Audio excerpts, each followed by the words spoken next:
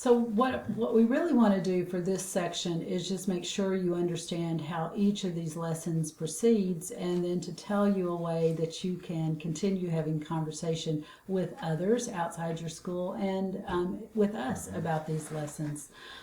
If you've got your book close to you, you'll see that on pages 112 and 113, we sort of have just a two-page spread that talks you through what you'll see in each individual lesson that we teach. I want to walk you through just through lesson one, not the content of it, but I really want you to understand what's going on in each part. It always starts with telling you what materials you'll need, and one of the things you'll see is the text that we use to teach that lesson. Those texts are found in these pages right here, and we show you how we teach with that text. And then the text is also found at the back of the book so that you can use it in your classroom if you want to. Those texts, the mentor texts, are also found on the Heinemann website. But feel free to use a text of your own if you find something that exemplifies the contrasts and contradictions lesson particularly well. Feel free to substitute that for thank you, ma'am. Well, and we tried to point that out when we could. For instance, Lee Smith from Dallas Independent School District, after she learned all these lessons from us, gave us a call and she said, okay, I taught all of them in one lesson with Charles Dickens' The Christmas Carol. Now that was something we had never considered doing, teaching all of them at one time. And so we said with some trepidation, how'd that work? And she said it was great, because in that one text, all of them are used, all of the signposts are used repeatedly. She said, so I taught one lesson that just said, here they all are, gave them a real life example of each one, and then we started reading The Christmas Carol, and she said in the beginning, I would point out things, and then as we moved on through it, they became more and more skilled. So that's what we really want to see happen, that you say, gosh, for my kids in this grade with this text, this is what I want to use. Really, you should see our mentor text not as you must go teach it this way, but just showing you how we've gone in to teach these. So when you move to, like if you'll turn over in your book to page 114, lesson 1, you'll see it begins with the text, and it also shows you what the poster looks like, the chart that we think you ought to make could look like going up in your classroom. And it's important that it always has the name of the lesson, what it is the kid's looking for, and that anchor question. Those charts are that show up at the beginning of each page are back on that inside back cover in color, because lots of teachers have said to us, we really want to color code stuff. Kids always need to see that the anchor question is in green and that the name of the lesson's in red, whatever it works for you. Then you'll see there's always a section called Enter the Classroom. We don't think you can understand how a lesson works without understanding what the classroom was like. So we always tried to give you a brief vision of the group we had in mind as we were teaching this lesson or as we were writing about this lesson. You'll see then a section called Begin by Explaining, and this is where we just offer you some of the language we use in teaching kids these particular lessons. That's our language with the kids we've been with. You need to use the language that works for you. Over on page 116, you then see where we start applying what it is we've just taught them to a text. The parts that are in gray, as you look on page 116 and 117, those grayscale boxes are the actual that's the actual content from the text that we're teaching. And then the paragraphs that are in between, that's what we've stopped and said to kids. And then the sidebar comments explain to you why we're saying that, in case it wasn't clear. After you go over a few more pages, now I'm up on page 123, you'll see a section called End with Reviewing. And that's just to remind all of us that we can get caught up in the text and get excited about what the text has done, but we always want to take kids full circle and say, oh, remember we were learning about aha, or memory moment, or contrast and contradictions, whatever it is we're focused on. Then you'll see a section called Conversation Close-Up. And in that, we give you, boy, you can see on this page, it's real short. It's just usually a couple of exchanges between two, maybe among three kids. And it's the kind of conversation, I mean, it is the conversation we've taken out of classrooms. It's probably what you'll hear. And we would show you in the sidebar how we're either connecting that to standards or how we're helping it, how we're using that conversation to help us understand what the kids have learned or not learned about that particular signpost. And then each lesson always ends with questions you might have. And we know these are questions you might have because we've taught these lessons to about 600 teachers across the nation before we ever put these into a book. And they went out and taught these lessons to their students, and they came back with these questions. And so these were the actual questions we've been asked.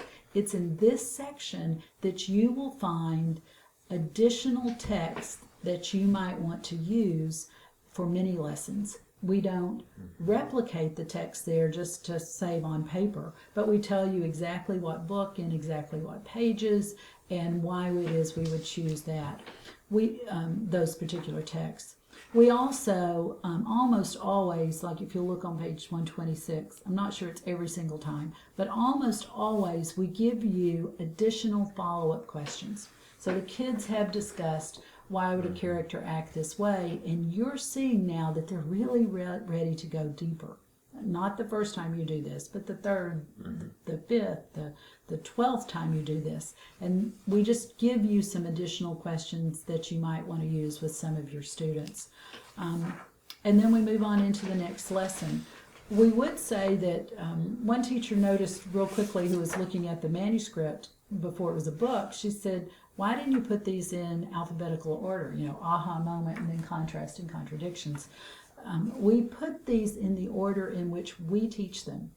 And we chose this order because we wanted students learning signposts that occurred often within a book first.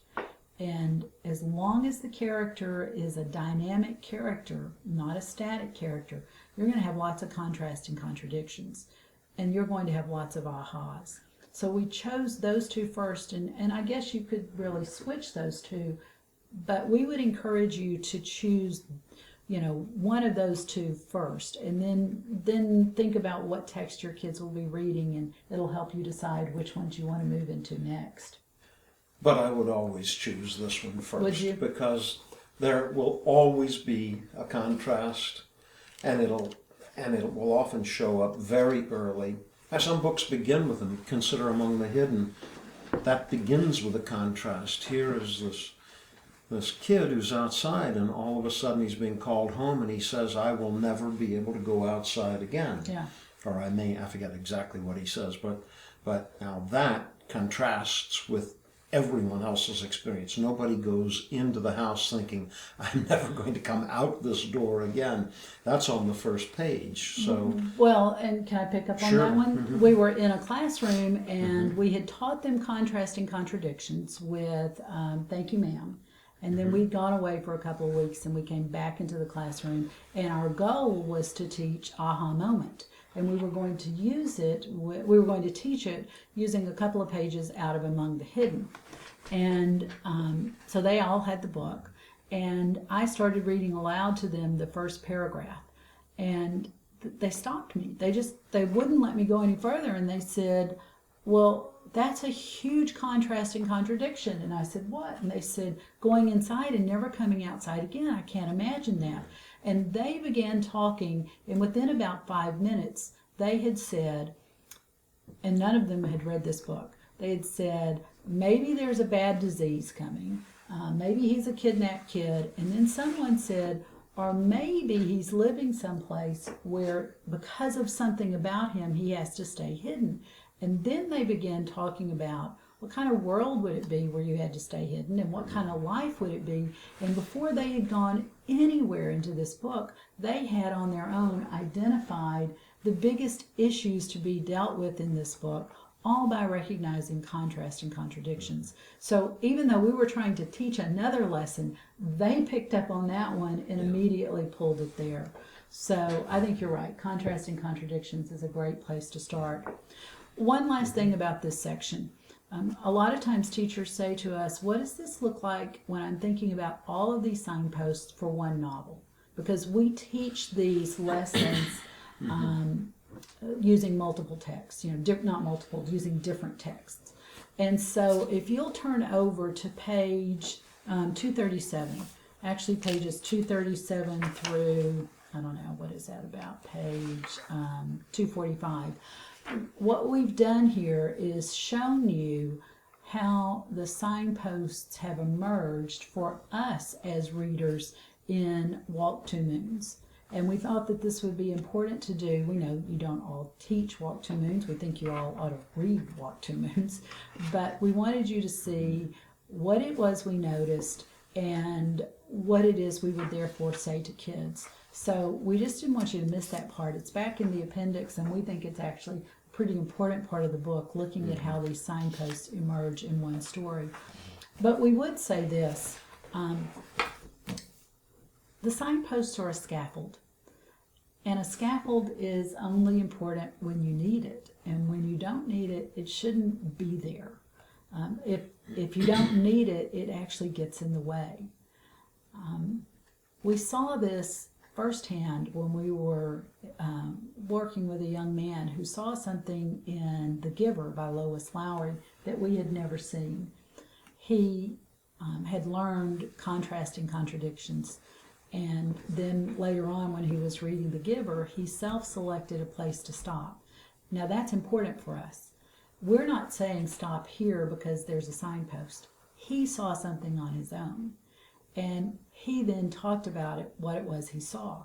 And what he saw was a phrase, and he misremembered it when he was talking with us. He called it, he said, look, he said, I stopped at the part where it said that the giver gave Jonas a sad smile.